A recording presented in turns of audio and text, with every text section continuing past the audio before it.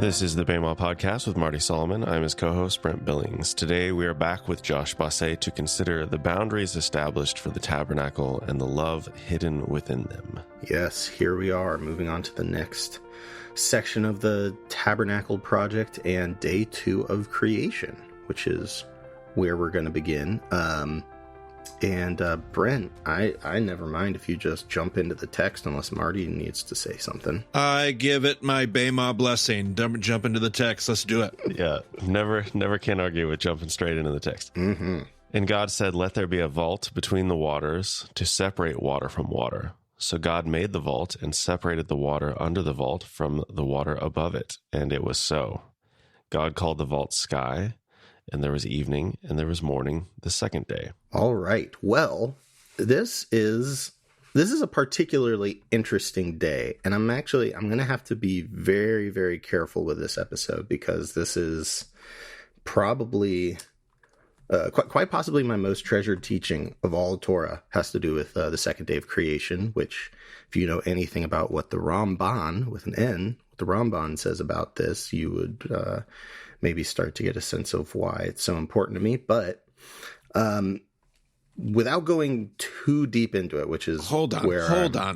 Yes. Now you've referenced this before, but unless you're holding out on us for a strategic reason, are you going to tell us what the Rambam said? Because it's glorious.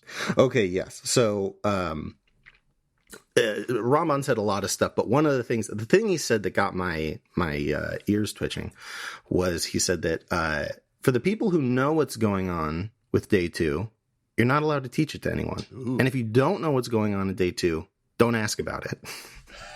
Which is like,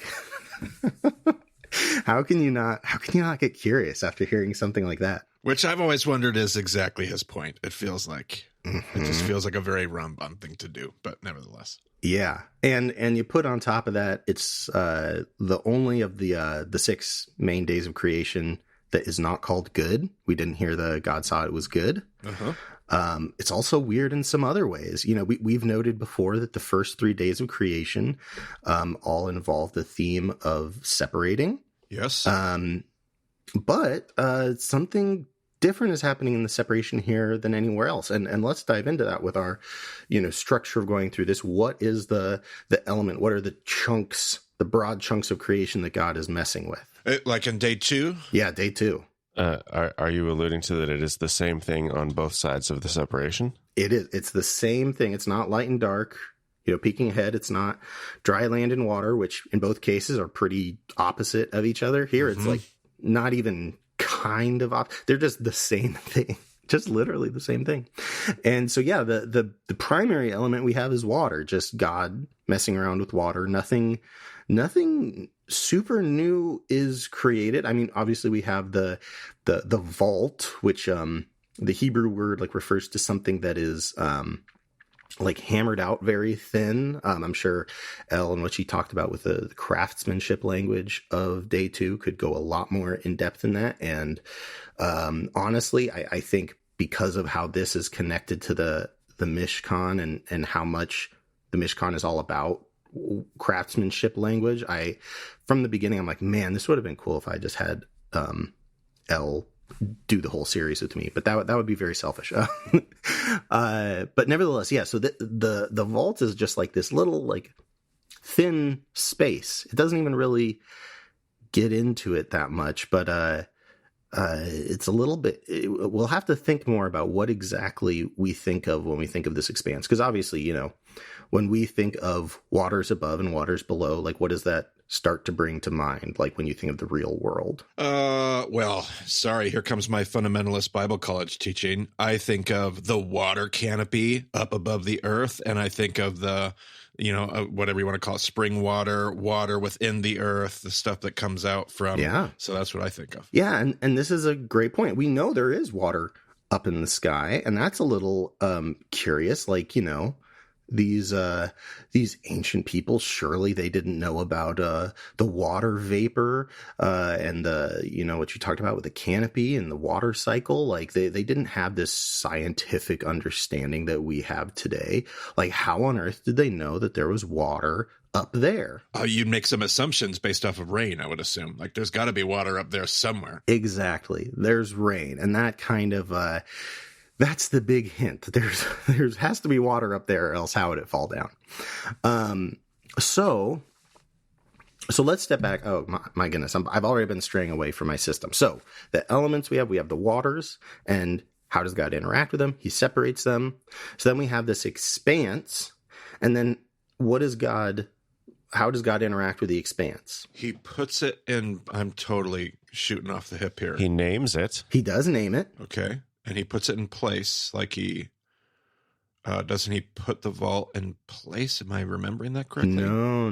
There are other days where God is putting things in place, but this one, God is it says God made it.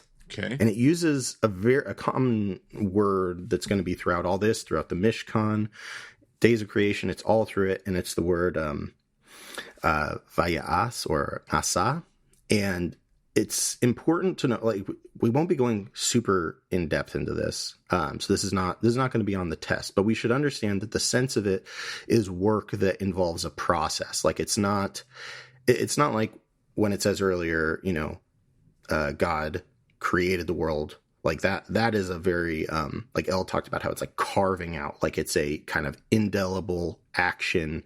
It has an immediacy to it. This is the opposite. This is a word that has like the sense of it taking time to do. So God is making the firmament, the vault, the whatever we want to call it. And what's interesting about that is that, we should note that this is different language from day one. Day one, God said it. It happened. Now God said, let there be a firmament. And the text didn't just say, and there was a firmament. It said God made the firmament, which is I think a significant difference that we are going to have to think about. But what else? Let's think a little bit more about this expanse. What was the purpose of the expanse? To separate water from water. Yes. So did the expanse do its job? Let's read it closely. God made the expanse, and he separated between the waters which were beneath the expanse and the waters which were above the expanse. And it was so. Yeah. So maybe not. And if we think about it even more, we know that the expanse doesn't actually separate the waters, like not in the sense of like a wall, because of what Marty said earlier. If it is a wall, it's a bad wall because water keeps getting through. It doesn't keep them permanently apart. Very different from, light and darkness, which we can like see very differently, very distinctly. Is this making sense? Fascinating. Yes, absolutely. So yeah, and again, I'm trying really hard to keep us on time and on track. I promise I won't go too much into this, but as you mentioned, Brent, this ends with God naming the expanse. And what does God name it? Sky. In the Hebrew, more specifically, it's the word shamayim, which is the word for heavens. Oh, yep. Which heavens, yep. Yeah, sky is definitely an appropriate way to call that, but also we should know that anytime it says heavens, it's the same word here. So we have this kind of liminal in-between space that God has created that is there to separate the waters, but it doesn't like literally separate them like if you have one of those, like plates that has little different compartments for your food. It doesn't keep the water apart that way. It separates them almost the way like a border does. Like it if you go to the border between states or countries, like sometimes there's a literal wall there, but oftentimes it's just, it's an imaginary line on the ground. It's a little bit more like that. And so I think, one of the questions, if we start thinking about this in terms of like putting ourselves in this, day one, God told you, hey, I know your life starts in chaos, in darkness. You don't know what's going on. You don't know what's true. You don't know what's real. I'm here to help you understand, be able to relate to the world around you, have a real understanding of where you are, what you're doing. And now here we have kind of a similar situation where God says, like, okay, you start separated, you start isolated. And, waters are often an image for people groups, large groups of people.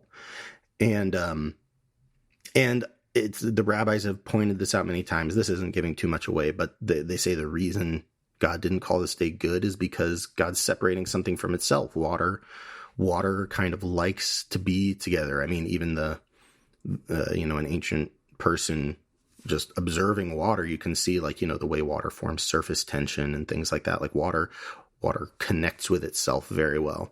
And if we think about it in terms of water as an analogy for people, I think just like, last episode we talked about kind of the problem of evil, the problem of being brought into a world that's kind of rough, and it's not our fault for being born. We don't know what to do with it. So too, like, we come into a world and it's not easy to connect with people. We are kind of in a fundamental way, especially if we think about how hard it is sometimes to communicate and share our heart, share what's in our head. We do start out pretty isolated. It takes a lot of work to connect with people on that level, right? Anyone else relate to that? Yeah, I'm tracking with you. Yeah, absolutely. Yeah. And so we could say, like, man, God, like, kind of the question we ask at Babel, like, why is there this separation? Why did you make it so dang hard to connect with people? Why is it so hard to do this? And I think that's where the boundary here is the key, because like I said before, it doesn't really function as a wall. So I want you to think for a couple seconds, what's a kind of separation between two spaces, but not only can you pass through it, but you're kind of intended to pass through it? A door. A door. Ding, ding, ding. So the boundary God creates between us. By the way, Brent, is this how you feel when I grill you all the time? Ask you questions. I am really enjoying this. Yeah, this might be triggering to Ben too. I know he doesn't enjoy when I get this way with him either. So we have this door that God creates, and again, to remind us, this is a work in progress. This door is someplace where God is continually working, and especially when we know how the imagery of heaven is used throughout not just the Torah but the whole Tanakh and the whole New Testament. Like, what else would we say about heaven and God's relationship to it? Just Sunday school answer here. Yeah, I would say he's on the other side. He's on the other side of heaven. Like, that's where he's at. It's not interesting. Where I am. Okay, so I would say that God is often located in heaven. Yeah, right? Yeah, right. Like, heaven is where God is, where God lives, where God dwells, and here we also see it's where God's like working on this door. Yeah, and what's interesting here is that I think this could be seen as an analogy, like, not just between human beings that are separated just because of communication and we have skulls around our brains and don't have telepathy, but also, like, there's this sense of, when we think of the waters below, I mean, obviously there are, like you said, Marty, springs, but most of the water below is like not, that's where all the chaos images come from, right? Yep. You have a wadi, you have the ocean, you have all these unpredictable things. A lot of that water you can't even drink. Yeah, the abyss. It's a little bit dangerous. Yep. Yes, it's the abyss. And then you have this water above, and it's fresh. Life-giving. And it's pure. It's life-giving. And so I think this is also important to see in terms of relationships between people who have and people who don't have, who are in a place of real lack. Okay, so question, this is totally unrelated, but is this why nobody listened to Noah when he talked about a flood destroying the earth? Ooh. And the rains? Because they thought of it as pure. Like, how could that destroy the earth? What are you talking about? That's very interesting. I don't know. That gets into, for me, that gets into, like, how did ancient people actually, like, symbolically see rain? I mean, I know a lot of it was fertility. So yeah, the idea of it being something that brought death might have been that. But the rabbis would also quibble with you, because the text does not say that Noah tried to reach out to anyone outside his family. There's a whole conversation there, especially because the Torah gives like an asterisk when it calls Noah righteous. It says he was righteous in his time or in his generation, which is like, you could look at that as like he was righteous even though everyone else was not, or you could read it as like he was righteous, but compared to what? It was in the yeah, exactly. Compared to what? Yeah. Precisely. Yeah, I guess my assumption is just that somebody would have asked him over the course of 100 years, what in the world are you doing?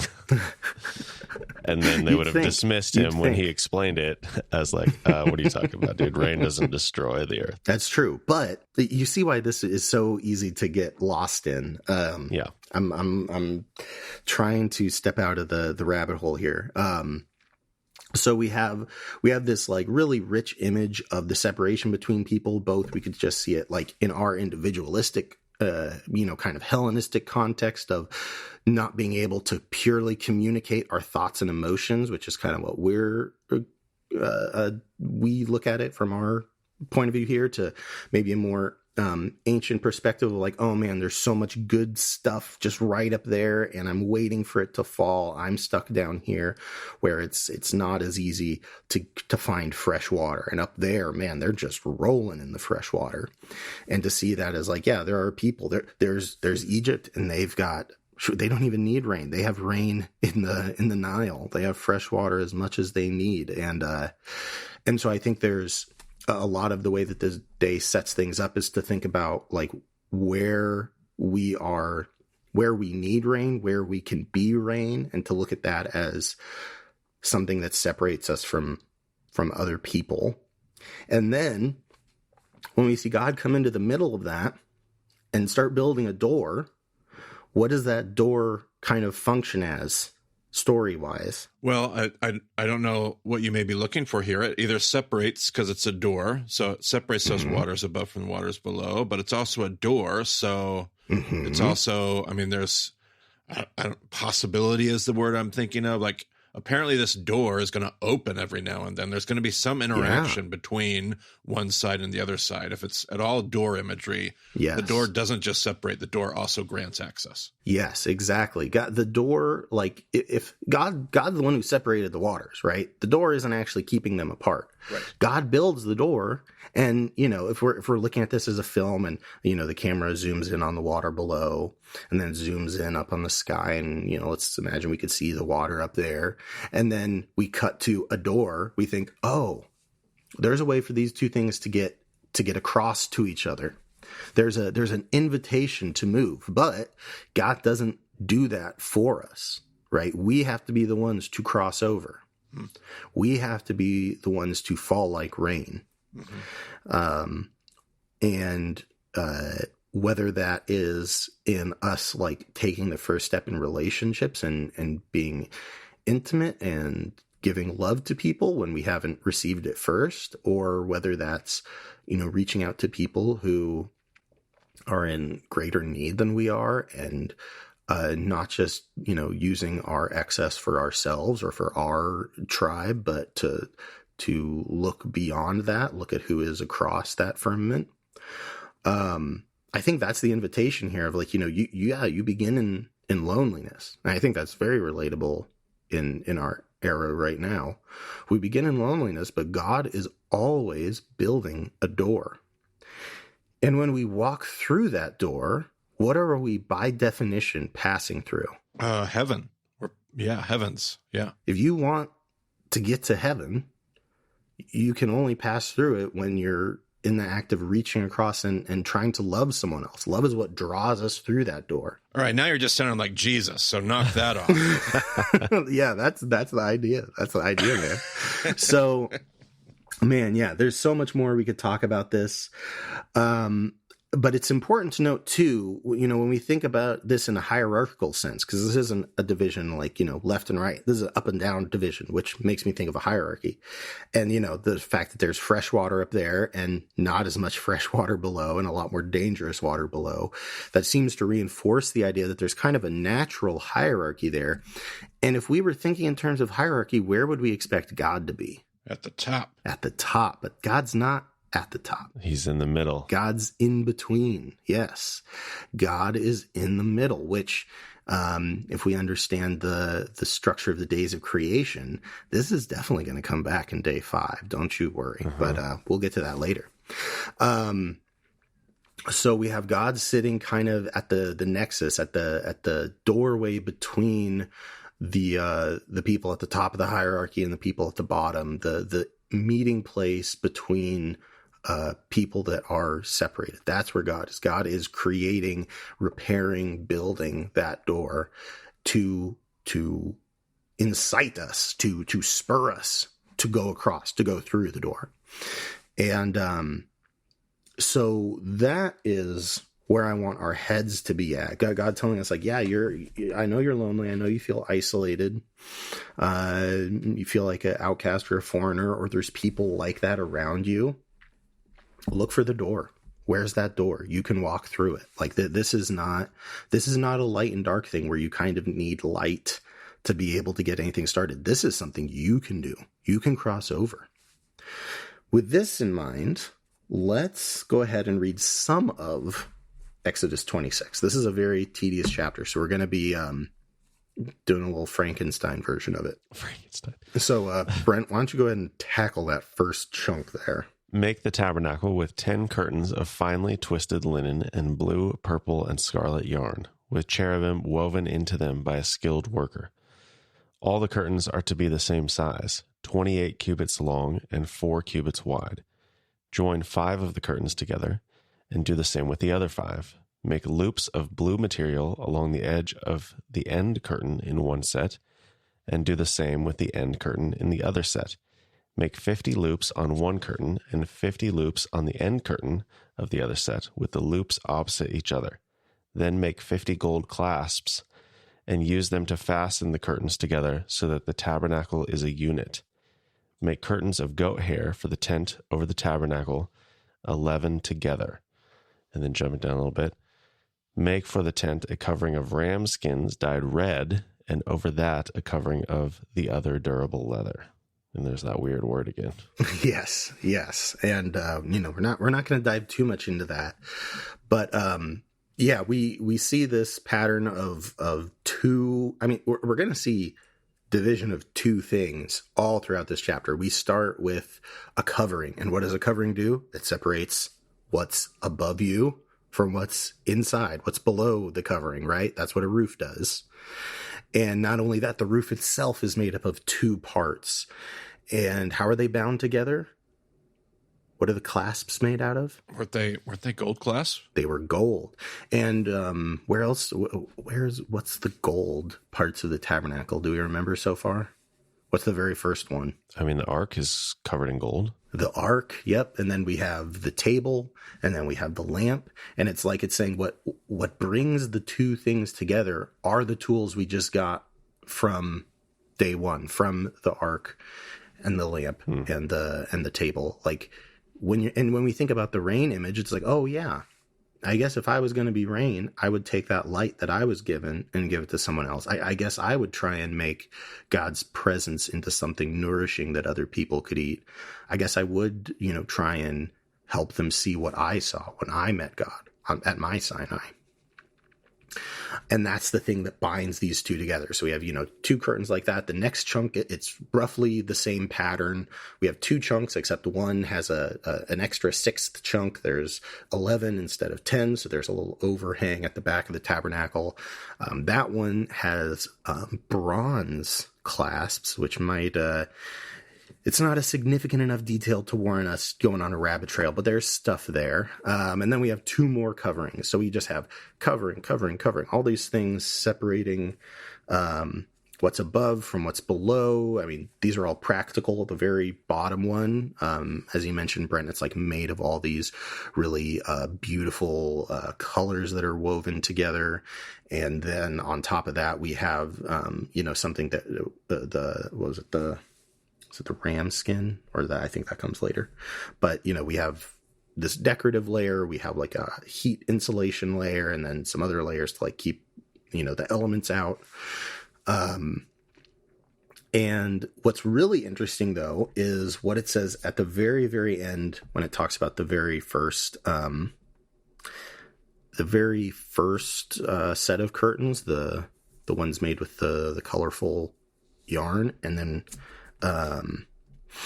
Yeah, go ahead and read that again, Brent. What does that say right at the end there? Then make 50 gold clasps and use them to fasten the curtains together so that the tabernacle is a unit. Now, unit there is a little bit of an interpretive choice. The literal translation is so that the tabernacle will become one. Echad. Is the word's echad? It's echad. Yep. Oh. It'll be whole. It'll be a single thing. And Juicy. yes, especially when we were thinking about, what happened before, God didn't separate the waters because he wants to keep them apart. In fact, there's kind of this invisible cycle of rain where the waters do exchange and interact and intermingle. Just like we talked about in day one, where the light and dark, they aren't like just static opposing categories. They enter a dance. The rain is the dance of water. It goes down, it comes back up, it cycles. And the point is that it creates a whole unified system. It actually helps clean our water, helps us maintain fresh water. And we can look at that separation and say, oh man, God's trying to keep us apart, but maybe God is actually inviting us to go through this process of evaporating up into the heavens and then falling back down. And somehow in that process, we're actually creating a more whole humanity. Rather than if we just all could read each other's minds and didn't have to have any trouble communicating. All right. Any other thoughts before we shimmy on to the next part? Oh, I have so many, but I think I'm saving them for some PSs at the end. Okay, perfect. I'm not about to look the fool. I'm going to let you get done. All right, perfect. Well, then let's go ahead. Or you know what? Actually, one other thing I just want to point out, because we're going to see it throughout. Did it already talk about the woven cherubim? Yes. Okay, yeah. So we might remember from last time the cherubim were the ornamentation on top of the altar cover, and it said God was seated like right on top of them, and obviously cherubim in our day and age are like, cute chubby babies, and not to do the whole, like, actually they were these sick looking fantasy creatures. But the point of them throughout scripture is that they are like they're like the chariot of God. They are the things that bear God's presence. A lot of times the word is used to talk about God's steed. But either way, the cherubim, the cheruvim, they carry God's presence. So everywhere we see this, this beautiful blue and purple and red with like white and gold woven through it, the gold embroiderings of the cherubim are representations of like, oh, this is what brings God's presence. So when you look up and you're in the tabernacle and you look up and you see that image is God's presence is here. And we're going to see that image throughout the rest of this chapter. So I wanted to throw that in before we keep reading. But yeah, take it away, Brent. Make upright frames of acacia wood for the tabernacle. Each frame is to be 10 cubits long and 1.5 cubits wide. Then jumping down a little bit, overlay the frames with gold and make gold rings to hold the crossbars. Also overlay the crossbars with gold. Set up the tabernacle according to the plan shown you on the mountain. Mm-hmm. Which, man, yeah, there's that word again. I'll let everyone at home guess what word is used there. And ironically, it's not tavni, like we talked about, but that's its own interesting thing. It's one of the few things we're not going to be able to dive into. But for those a little hungry, go for it. But really what I wanted to focus on here is just the imagery. So we have the right like sense of visually what's going on in the tabernacle. So we have all these upright boards. We skipped all the stuff that talked about how exactly they're kept upright and standing on end. But they're all covered in gold. So when you go into the tabernacle, up top you have this beautiful like woven pattern with all these colors and gold. And then the walls are just a flat surface of solid gold, or not literally solid gold, but color wise it's just all gold. you have the menorah made of gold, you have the table made of gold, and then further in, you can't really see it, but you have the ark made of gold. That's what we're looking at. And with that in mind, let's read the next chunk. Well, hold on a second. So Tavnit, what are you talking about? The plan? According to the plan? According to the plan, although except that's not the word that's used here. We might expect it to be. Yeah, okay. But, you know, I'll just go ahead and spoil it. The word that it uses is mishpat. Yeah, that's what I was just seeing in the footnotes. I was like, wait a second. Uh-huh. Okay. According to its mishpat, which... My list of PSs is getting longer. Yeah, yeah, I would say, like, in general, if I wanted to shrink it down to just a little blurb, it's like, okay, the image here is we're talking about mishpat, and we're talking about things that are upright. And so I think that there's probably just a very, very brief Peshat level is talking about how to facilitate this process. There needs to be uprightness to hold the whole thing up. And then, like, on a more cultural level, this is going to be like mirroring the like cosmological structure where like they thought there was a literal vault, like a literal ceiling, and it was held up by pillars, the pillars of heaven. And then there was, you know, the pillars of earth and Sheol down under there. So that this and the other wall that's outside the courtyard, part of it is meant to like be a miniature of all of creation. But I think in terms of why it uses the word mishpat, it's because there's probably some connection being made with being upright and how that is an integral, like a necessary element for this to function. Okay. Like to put, yeah, I want to keep talking about it. Yeah, right. Oh man. We haven't gotten to the veil, which, yeah, we got to get to the veil. By the way, if anybody needs any, like, people are always asking about, like, cosmological questions of the ancient world. Othmar Keel did a great book focused on symbolism in the Psalms. But in that, he talks a lot about ancient Near East cosmology. And then, Peter Enns in Inspiration and Incarnation actually has a diagram that shows exactly what Josh just referenced to, with a vault with pillars holding up the heavens. So either of those sources are a great like visual for the cosmological conversation that you're having. Yeah, definitely. There's a lot of good resources out there. Okay, they'll be in the show notes.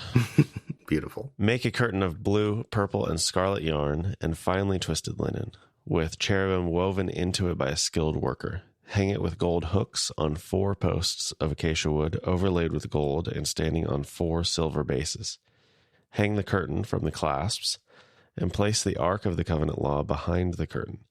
The curtain will separate the holy place from the most holy place. Put the atonement cover on the Ark of the Covenant Law in the most holy place. Place the table outside the curtain on the north side of the tabernacle and put the lampstand opposite it on the south side. For the entrance to the tent, make a curtain of blue, purple, and scarlet yarn and finely twisted linen, the work of an embroiderer.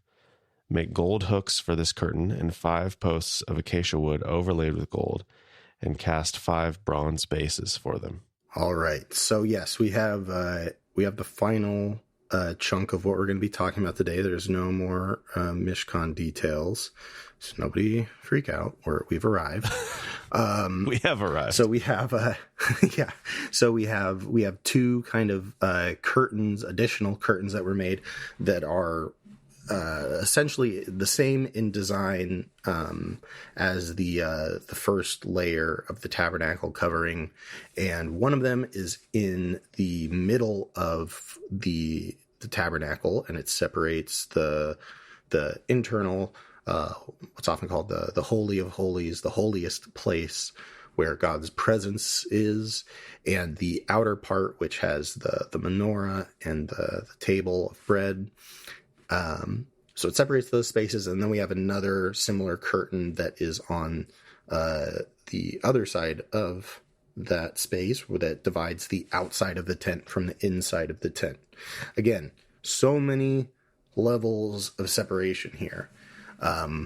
We have the separation between the 2 different spaces within the tabernacle. We have a separation between outside and inside the tabernacle. We just have all these different ways in which God has made this space separated, divided up, which is perfect to a very fertile ground to think about with this kind of day two lens of like, okay, how are these spaces doors? How does this facilitate love to happen? So if we're thinking day two terms, we talked about how that separation creates a cycle, which just on its face, what does that stir up in you two? What's the cycle going on in the tabernacle? Well, if it's God's presence that's inside of it, God's presence is supposed to be outside too, right? Mm-hmm. Well, yes. We'll get to that so next there's week. This flow of God's presence between the in and out. Yeah, there's a little bit of that. But remember, we have the cherubim all over the place. We have the cherubim on the door. We have the cherubim on the curtain, and then of course we have the cherubim in sculpture form on the ark itself. So yeah, if that's the chariot, which is that the same word for chariot, like cherub, and that's the same root word for chariot, right? Like it's the same word, isn't it? I think it's very similar. I think the word for chariot is rakav. You're right. But you're not entirely wrong, Marty, because I believe I've seen rabbinic notes that say like, oh yeah, that's where that idea came from, is because they are anagrams of each other, that the cherubim act as chariots. So you're not at all wrong there. I don't think. I could be misremembering, but I remember that connection being there. So if I'm seeing that image, if we're thinking creation, it was that rain, like rain was the image of coming through. Mm-hmm. And it would be God's presence in the same way. Oh, and now I'm thinking of Foreman's notes on Teshuvah. Yes. Oh man. The rain's desire for the earth and God's desire for his people. It's the same blasted thing. Yes. Oh, that's brilliant. And not even that. Remember when we were talking about the water cycle and how we might think, oh, it would be much more just if God just made like water everywhere on the earth. Sure. But it's like, no, it needs to flow. In fact, it needs to kind of evaporate so it can be cleansed. Yeah. What's one cycle that involves going into the highest reaches of holiness and coming back out, Marty? Well, that's the Yom Kippur. Like every day our sin goes in, but Yom Kippur reverses it and comes back out. I love that. Absolutely. And what does Yom Kippur do? It cleanses. It cleanses everything. It atones. That's right. Yep. And which atonement in and of itself is about separation. It talks about a covering that is supposed to separate us from our sin. But anyway, that's... But a covering that brings unification. Yes. A covering that brings cleansing. It's all the same stuff. It's all the same stuff. I'm just starting to get angry over here. This is so good. Well, and if we're the water, like we pass through heaven, we pass through God's presence, we are cleansed, and then we return to the earth to nourish it and to do exactly whatever, to do mishpat. Yep. Yes. Very good, Brent Billings, to do mishpat. And sometimes we need that perspective of being way up high to be able to effectively do mishpat. But not only that, like the other thing to consider here is so the rain is not fulfilling its function if it just stays up in the sky, right? Like that's not a good thing. Yep. And I don't want to develop this too much because we're going to return to it in full force for day 5. But there's a problem if the priests just hang out inside the tent all day and don't go out. Oh, this is exactly what Jesus is critiquing about the temple system later, what they turned it into versus what it was meant to be. Yeah, in fact, I mean, I'll go into more detail when we get to the 5th episode, but this is, going through this, I realize it's total confirmation of my teaching on Nadav and Avihu, but if you want to really understand why God had a problem with what they did, think about this when you're thinking about how they interacted with this space. Sure. Yeah. But yeah, again, we have this cycle. We have very clear movements between spaces, even if we aren't thinking about the internal, like inside the tent movement. When when the priests do sacrifices, they go from outside the tent to inside the tent, and they sprinkle blood toward the door, and then they come back out.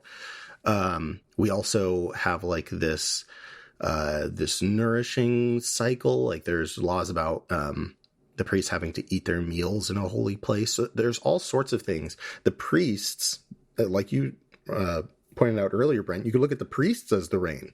Like there's so many different ways to divide this. As I said before, there's literal fractals going on here of division inside a division inside a division.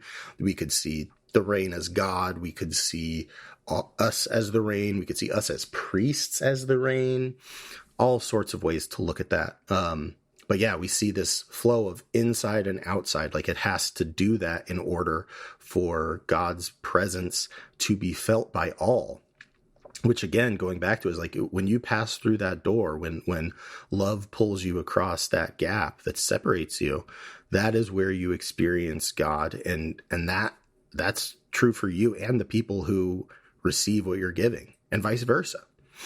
But I want now, because we've talked so much in the last episode about the elements inside the tent, I want to strip away all the different, branches of the tree that we've been talking about and just zoom in on the tent itself as a unit and as a single entity, single space, and it's divided in the middle. And we talked about the ark and what the ark means kind of in a spiritual sense, about it being like the holding, like a sacred space to hold the testimonies, the things that communicate the reality of God, even in times of darkness. And then outside that, we have the lamp, and we have the bread, we have the nourishing aspect of God's presence, and the way that the light that we have is meant to spread out, to bring a little taste of Sinai, a little glimpse of God's presence to other people who need that nourishing. Or to ourselves when we need that nourishing. It's like the last episode's conversation is how, like, that conversation is literally housed within the tent that we're zooming in on. Yes. Like, we can think of the conversation we just had last episode and say, okay, today's conversation is talking about the container within which that reality exists. Yes. And to even take it a step further, like I said before, you could look at the whole thing through the lens of any day. We could look at the passage through light and darkness as a process of love, of God creating a door of rest that comes with darkness as like a cleansing process. Like there is a way that you could look at all of this through just the lens of day 2 and the boundaries here. Yep. But I want us to get, since we always want to end this with incarnation, I want to start thinking about like, okay, why are the tools separated in this way? Like we have this tool that says like, hey, think about like how God's presence could be actually nourishing to people. How do you make that happen really? And how do we shine the light we have in such a way that people see Sinai, not just like our own agenda or whatever, that we actually are keeping in a holy sense. We are preserving God's presence within ourselves to give to others, to give them light. And like, why are those tools separated from the things we hold on to when we're in the darkness? And actually, I'd just like to throw that out to the group before I start talking. Well, I totally see what I think my mind just sees what I think you're getting at. It's like you have one room dedicated to what we identified last week as darkness. Like, I think you used the word mystery just a moment ago. Like, there's that room. There's a darkness room, the room that God's in, the bigness. Like it's darkness, but it's also full of transcendence. Yes. And then you have the other room, which symbolized like our work in bringing, because in that transcendence, in that we get the experience. I think we talked about last episode. We experience God, but then we get to go give that to other people that are in darkness. Hence the lamp, hence the nourishment of the table. So those two realities, the darkness, the mystery, and the ministry, I think was the word I want to use. The hospitality, the generosity. Yes. It's like the internal and the external separated in two separate spaces. Yes, absolutely. I think you really hit the nail on the head there. And I think it's important. Like, to me, this reminds me of the way I was brought up in the church to think about like testimony, right? And witness. And like, we're told to like try and bring people like into the most holy place. We're telling them about the testimonies that are in our ark. And the conclusion that we come to from that is, listen, God's everywhere all the time. This transcendent presence that saturates every atom in the universe. Like, it's here and I can feel it. Can't you feel it? And the thing is that those other people don't have that story. They don't have those testimonies. They don't have that space. Maybe for some of them it resonates. Maybe they can build their faith trusting in your story. But God says, like, no, that's the thing that's behind the curtain. What's the thing front and center? What you said, hospitality.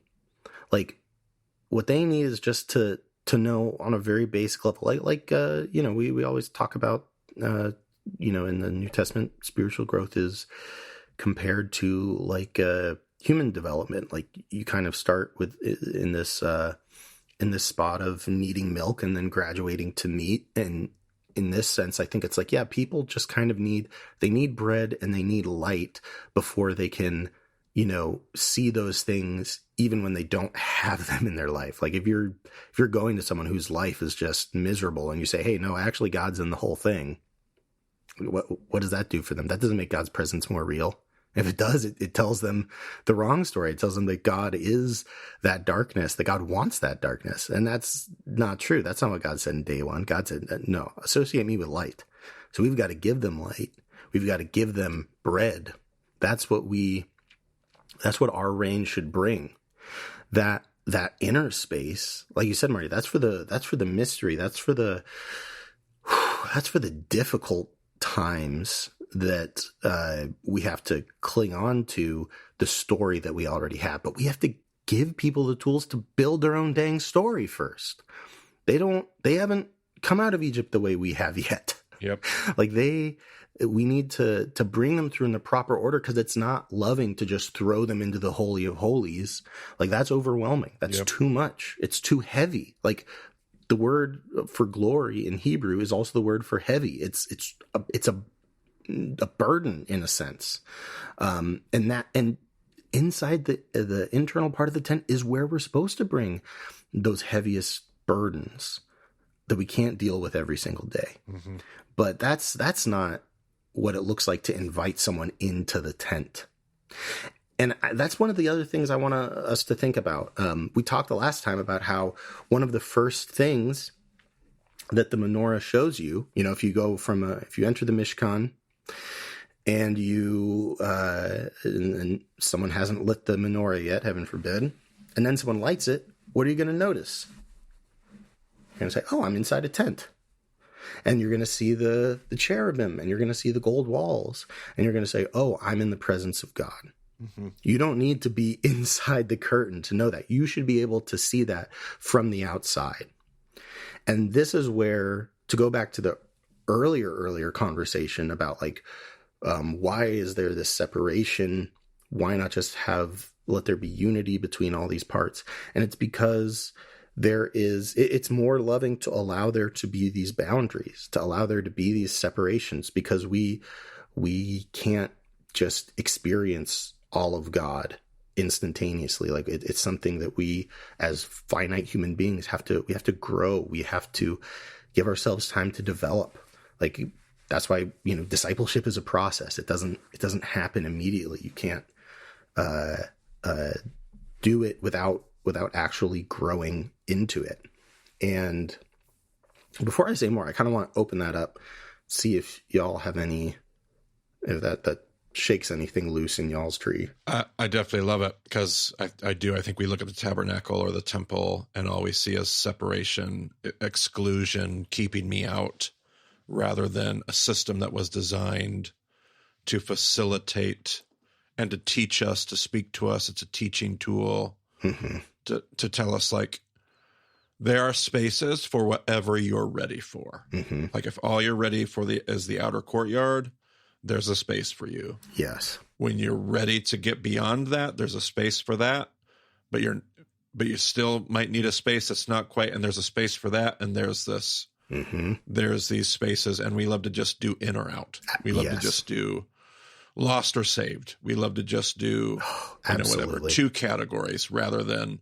But there are spaces for people to experience the presence of God that fit what they're prepared for. Because if you try to throw them this other experience, they'll never receive it. So it's not just, well, tough cookies, turn or burn. Mm-hmm. It's actually like, no, there's a space for that person too. There's a space to give everybody what they need to experience a little bit of the nourishing rain, whatever it is that they like. There's a space for them. We can even see this with Jesus, right? You have, and in fact, I think this might even be intended by the text, but like you have Peter, right? He's the high priest. He's the only one that goes in the holiest place. You have James and John as well. I think this might be intentional because there were 3 distinct tribes of Levites. One of them was Aaron's line that were the priests, and then there were 2 others that helped with different tasks in the tabernacle. And then there's the rest of them. And it's like, you can't have a Jesus movement, all of Peter's. That doesn't work. Right. We can't make the system, well, be a Peter or you're, going to hell. Like that just doesn't work. There are people who followed Jesus, who died for Jesus, that were not part of the 12, that weren't rabbis, that didn't spend all day studying Torah. Like there is a place in the body for every part. Well, I was going to say it depicts the partnership. Yes. Because, you need Peter and James and John. You need the priests. You need because people have to take this to folks. Mm-hmm. Like we talked about the roles of priesthood and helping people navigate their atonement. Like this is the role of priesthood, is getting them to the right space to experience God, so that it's not just about all of us. It's that we have to, I think you said, a back and forth, a cycle, mm-hmm. An up and down going through the door. Because in order for people to get to the door, you got to come back out of the door mm-hmm. to help people get to it. So there's just this continual, we all have a part to play in this. We're not just consumers of the tabernacle. And not only that, like if you don't know that something is a door, it might look like a wall. Like going through it, like tells people, not convinces them or persuades them. It tells them, like, beyond any question, like, oh, you can go through that. That's not meant to keep me out. That's just there so that I can go in if I want to. Okay. Like there's something important in that. And to go back to what you said earlier, Marty, about that kind of like binary black and white category we often slip into, like, I want everyone hearing this, especially if you're in the Western world, double, especially if you are in America. Because this is not, like, definitely don't hear any of this as like, finger waggy type stuff, because, we did not choose to be born into this time and place and context. But we do have to be aware that is exactly what our culture is constantly pushing us to do. Like, there's that Hellenistic binary, but not only that, like the capitalist culture we live in, when we have this sense of like, okay, we have to in this binary get people across this line, convert them from being in darkness to being in light, from unsaved to saved. And the logic is, well, the most efficient way to do that is to do it as quickly as possible with the minimum effort required. That's like the best way to do it. So like I was told to have my testimony, my witness story, like to have a 5-minute version, a 2-minute version, and a 30-second version, so that I could just, meet someone in an elevator and hopefully get a conversion out of that. And then when I'm sitting with someone over lunch, I can tell the 5-minute version because we got more time or whatever. And what that gets us into is saying like, nope, just get them in, get them as quick as they can into there. And that is not the process God described here. In fact, we don't even see like any consideration for like doing it quickly. It's doing it genuinely. Like they're not to say it's a lazy system that doesn't care about bringing this to people. It's not apathetic, but it's saying, it's more important that people actually get to see the light of God and to see it as God's light, for it to not be adulterated, for it to not end up becoming darkness. As Jesus said, if the light within you is darkness, how great is that darkness? When we go out and we tell someone they're looking at God's light, but because we've been so focused on, time is money, let's get it done as quick as we can, let's just get people over the line, that light can look like darkness. I mean, we know that. The world testifies to that all the time. We know how they look at Christians, particularly here in America. Like, I know that that line has been definitely blurred. That light has been dimmed in a lot of ways. And so when we approach this, we have to know that the importance of these boundaries is so that we actually get to help people see God's love, which means that there's no shortcuts. We have to go through the door God is building. There's no quicker way.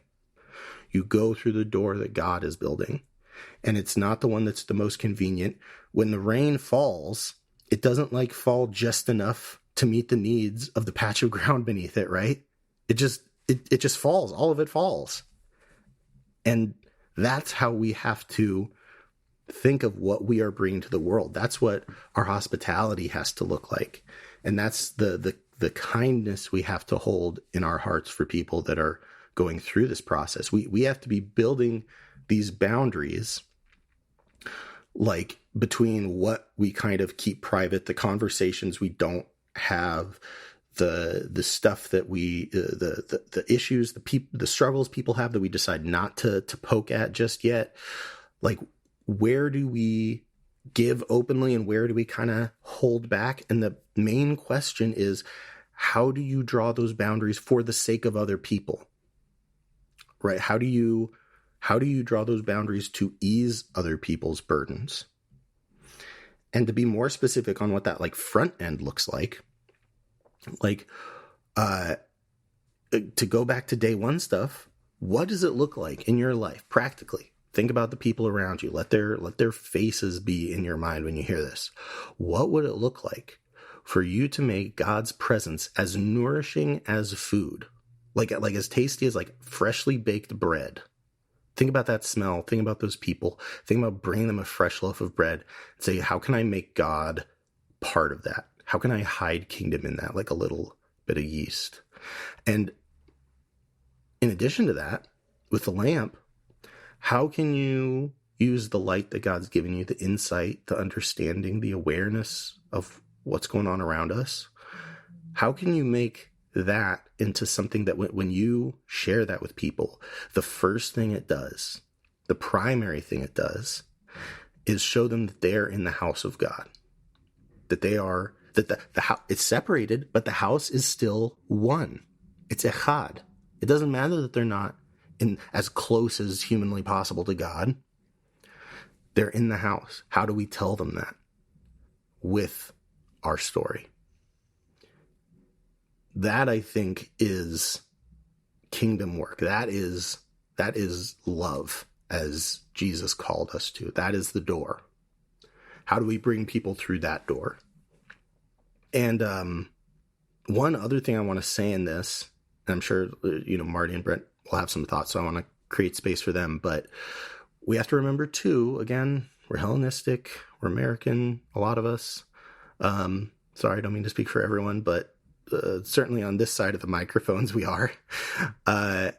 We have to remember that this is not, just because it's been described and delineated does not mean this is a static process. It doesn't mean we sit at one point. We don't just get to say, oh, hey, I like the menorah thing. I'm just going to do the menorah thing and push the menorah button until I die. We also have to flow between these spaces. We have to be like water in these sacred spaces. Where do you just need to take a break, get some distance, go to God, bring out the heavy stuff that's on your heart, sit in some darkness, maybe even intentionally, just to let God's presence be heavy upon you?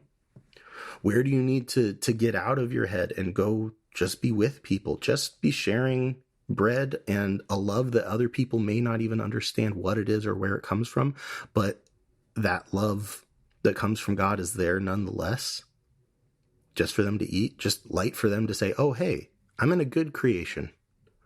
That's all your light is supposed to do, like at the bare minimum. How can you give that to people? But also, you're a part of that process too. When do you need some distance? When do you need some nourishing? How do you re-enter God's process or presence in a healthy way? And also to that point, how do we help God in building that door? These are all very deep questions. I would be really interested to hear if Brent and Marty have anything else to say. Well, as you're talking about all these different elements, I'm wondering if you want to talk through this picture that we have in the presentation. Yes. So the picture here in the presentation is not entirely accurate. It has an element we haven't talked about, which is the golden altar, which is a little bit complicated because... that's the small little box towards the bottom of the image. Mm-hmm. We won't talk about that until near the very, very end. That'll be day 6, episode 6. The rabbis will say that it's right up near the veil between the two spaces. However, the book of Hebrews talks about it as if it was on the other side of the curtain, which is probably how I'll end up teaching that, but we'll see where the Spirit leads. But either way, at this point, don't worry about it. I think they also, I'm trying to remember, I think they do have the, last time I think I said something about the menorah and the table being on switched sides, but I don't know. The problem with all this is the rabbis also have a lot of very highly technical disagreements about these things. But the main reason I chose this picture is because the wooden walls, very, very accurate description from how I've heard rabbis analyze it to what the text says. And it gives that sense of like just what the space will look like and a little bit of like what that cloth that was used for the curtains and for that first layer of the covering, what they would look like, and just kind of the dimensions of this space and what it would look like if you were, teeny enough that altar was, only a little shorter than you. But yeah, I think it gives a good sense of the space, especially if you're a visual person and are trying to get your hands around like, okay, what am I looking at here? This is all just a bunch of words. It's a great thing to look at. Probably should have said that at the beginning of the episode, man. But well, as far as the details, like being exact or not, like you said, there were some. I think you said it was in the Talmud or maybe in Torah itself about recreating the tabernacle. Oh yes, I mean there's certain Torah proscriptions against copying certain elements. Like the one I know specifically is you're not supposed to try and recreate the incense or the anointing oil, and it says that I think explicitly in Torah for at least one of those, if not both. And so a lot of times, what the rabbis teach essentially is don't make an incense and just use those ingredients, even though you probably won't get the ratio right. Like we were told not to do it. So add an extra thing just so you don't accidentally recreate it. So I don't know if some of these details, I don't mean to critique this. This looks like they really, did their research. So these quibbles, thank you for saying that, Brent, because whoever made this did an amazing job. And they maybe have switched some details so that they aren't in danger of desacralizing a sacred place for a diorama. And have switched things so it isn't an exact replica. An intentional switch. Perhaps, or the other thing is that there's, like I said, there's a lot of rabbinic arguments. There's a whole, I'll talk about it when we get to an episode that deals with it, but there's a huge debate in the Talmud apparently about whether or not the ark and the cover of the ark are considered one whole thing or two separate things. And the argument hinges on like whether Moses anointed them separately or as one single unit. And there's a rabbi I really like up in Toronto that has a great teaching on it, but I'll drop that in the show notes when we get to the anointing part. But anyway, yeah, there's so much. There's so much good stuff here in terms of like what you can dig into from an analytical perspective. And I encourage everyone to do that because it all, from my experience, it always pays off. God's always going to do something with that. It's amazing how much detail there is in the text on how to create this, and yet there's still debate on exactly how Yes. everything works. Yes. And I mean, and that also gets back to like, if, like, I mean, and we even have that today. Like we call certain pieces of wood 2x4s, even though they aren't literally 2 inches by 4 inches. Yeah. Not anymore. Anyway. Yeah, exactly. Not anymore. And people 1,000 years in the future might look back and see some of our, they might not know what a joist is or what perpendicular means or something. I don't know. And they might look at it and be like, okay, I have no idea what's going on here. We think our stuff's very detailed, but yeah, who knows? Who knows? We know that because we're in our own context. So this may have been very, very clear back then. Yeah. Well, I just had 3 passing PSs to get us out of here. One is like just the allegorization of this stuff. I know for some, they're going to like just love it. And for some, they're going to be like, what are we doing allegorizing these things? This is about a construction of a physical building. Creation was about the physical creation of a physical universe. And we're like allegorizing lessons out of this. And Judaism is full of this stuff. Like Josh isn't just arbitrarily like pulling this stuff out of nowhere. Like, and there are, when I read people like Philo or whatever, like there's allegorizing that can go way too far than my comfort zone. But you also have to like acknowledge some of these crazy details in the physical. The rabbis said there has to be more going on here. This has to be more than just physical, because why does that word become mishpat here? Like, why do that when the author clearly knows how to use the word tavnit? Like, why all of a sudden in the exact same phrase change a word like that, or a myriad of other details that are so consistent with these ideas? It's like, that's just coincidence? You got to be kidding me. No way. So there's that, which leads me to go ahead. I was going to say too, to me, what really underscores that is how much like the ordering of this stuff doesn't make sense on its own. Like, like what we just talked about, the golden altar. The golden altar is in the same spaces as what we talked about in chapter 25, but it's not in chapter 25. Right. And when you study that and you say, oh, wait, this matches up perfectly with day 6. Yep. Not in the sense that like man was created and the gold, it's not a literal connection, but there are spiritual connections to be made. Right. Which leads to, at least in some Jewish thought, and this may be a little bit more textually critical than others, like they have examined the creation story as potentially allegorical to the creation of like God's people of Israel, like the people of God in the garden. And so when you see like all of a sudden day 2 becomes exactly the teaching point that we're using in the tabernacle, because that would have been exactly what the lesson is that God's trying to teach his people in the midst of creation. I have placed you here kind of in the midst of this firmament between waters above and waters below, because I've asked you to be priests and I need you to occupy this space. I need you to facilitate this door. Third PS, unrelated. I just can't quit thinking about the parable of the rich man and Lazarus and this chasm between us, which obviously isn't a huge chasm. It's obviously not a huge chasm because they're talking with each other. They're all like hanging out like, hey, hey, hey. But there's this chasm or this door or this separation. And the rich man just won't, like, it's almost like this converse. Like I couldn't quit thinking about that parable, because I'm like, he has to choose and he refuses to engage the door. He wants somebody else to come through the door for him. Send Lazarus to bring me what? Water. Oh my gosh, yes. Send Lazarus to bring me just a little bit of water. Before they died, where was Lazarus? At the man's gates, at his doors. At the man's gates. He was as close to the door as he could get, and he got stepped over.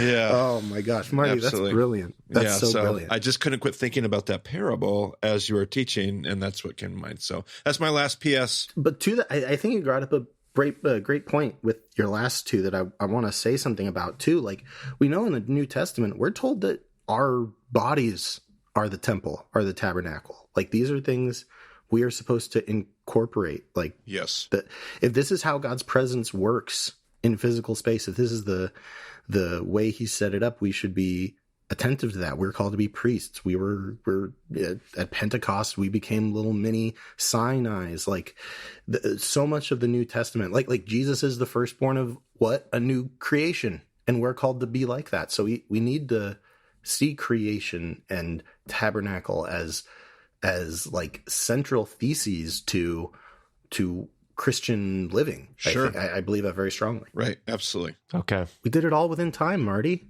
Oh my goodness. I think Brent's trying to like drag this out. He wants it to be just a little bit longer. No, but yeah, no. I think we nailed it. I don't like. I'm so overwhelmed with the details and the depth of what is going on here that I just am speechless. Apparently, so. Mm-hmm. We'll leave it at that. We'll let people mull it over, and there's so much stuff to dig into, so much stuff that we didn't even mention, like even just little details in the repetition of Exodus 26. Mm-hmm. Like, we didn't read all of it because it is repetitious, but also there's just little things in there that you can catch. Like, oh yeah, spend some time in it and think about like where, like, there's cardinal directions given, and it's like, well, what? Like, there's just all sorts of things to explore, and like we're really just scratching the surface here. Even at this rather long episode, we're just scratching the surface. So, I hope you have a chance to spend some time and dig in even deeper on this. Amen to that. So if you want to get a hold of us, the three of us are all on Slack pretty regularly. So I would say just hop on the Slack and check that out. We do have a presentation for this episode, so check that out if you weren't able to look at that recreation intentionally, potentially intentionally miscreated recreation. Check that out, and then those books that Marty mentioned will be in the show notes as well. All of that is at BEHEMOThdiscipleship.com. So thanks for joining us on the BEHEMOT podcast. We'll talk to you again soon.